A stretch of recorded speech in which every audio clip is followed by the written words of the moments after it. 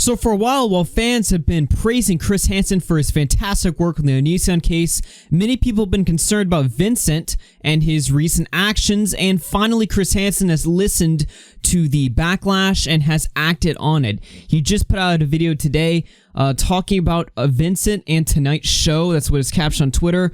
Let's go ahead and listen to it and see what he has to say about Vincent. As you know, I've recently been reviewing the actions online and in person of my web producer, Vincent Nicotra. Things he's said and done without my permission and without my knowledge. I've come to the conclusion that I can't condone much of what he's said and done, and I can no longer work with him in any way going forward. He's not going to be involved in any further projects. I do want you to know that I will continue our very important investigation into YouTube streamer Onision and the impact of his actions on his victims. I am in constant contact with law enforcement investigators to forward this project, and I promise you that I will continue to treat the victims in these cases with the utmost respect and dignity they deserve. I'll have more to say about all this tonight on my Have a Seat with Chris Hansen show on my YouTube channel of the same name at 8 Eastern. Please tune in. Lots to talk about. It's great to see him finally take action and respond to all the stuff that Vincent's been doing, and if you're unfamiliar with what's been going on, I'll fill you in with the deets, but this is just something that needed to happen. Vincent was a liability to this case. For a decade now, people have been making videos talking about Onision and really just explaining why this guy's an overall piece of shit. But we haven't really seen anything happen to Onision. Now that Chris Hansen's on the case, while some may be cautious that Hansen's a grifter or he's using the story for money or for subs or for clout, I look at it as, yeah, that could be happening, but he's doing good work and he's advancing the story in just 6 months, what 10 years worth of exposed videos couldn't do. We've got a guy who has a direct contact to the FBI in charge of exposing one of the largest and most notorious predators on YouTube. So I say, go for it. Even if Hansen's using this for his own personal gain, at least good is being done at the end of the day. So I don't really care about that. But ever since the start, Vincent has been a stumbling block in this entire case. He's just been an absolute unprofessional moron as he's been butchering things left and right. This Reddit post right here references inappropriate jokes that Vincent made over New Year's about Onision and the case. As far as I could tell, while I couldn't find an archive because Vincent has deleted his Twitter, the joke was something about Greg being on the short bus, which, if you know anything about me,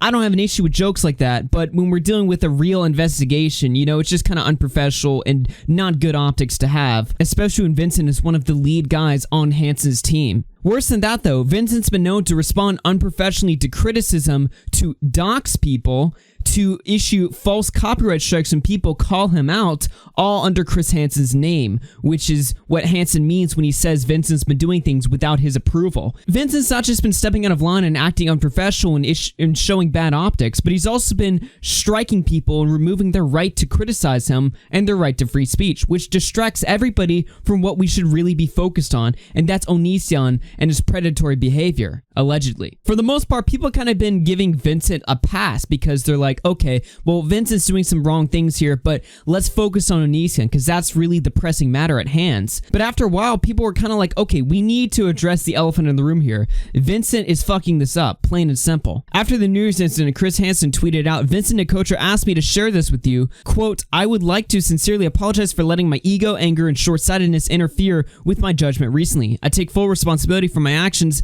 and I'm deeply regretful for hurting and offending you all. To the victims of predatory behavior, you are my absolute priority. I wholeheartedly regret that my actions caused any unnecessary distractions and a sideshow. I will never let that happen again. Best regards, Vincent Nicotra, website and YouTube media producer. Just 3 minutes later, after Hansen reiterated this statement from Vincent, he then tweeted, I'm reviewing Vincent Nicotra's recent actions as they relate to Have a Seat with Chris Hansen and Hansen vs. Predators and will continue next steps. Which of course led to Hansen firing Vincent today. If you thought doxing and issuing false copyright strikes under fair use was bad enough, well, you haven't even seen the worst of it. These are tweets dated yesterday, where we see a reporter who works for Newsweek drop some serious bombs about Vincent. This is from Steven Asark. Quote, over the past few weeks, I've had multiple conversations with Vincent Nicotra about his recent behavior.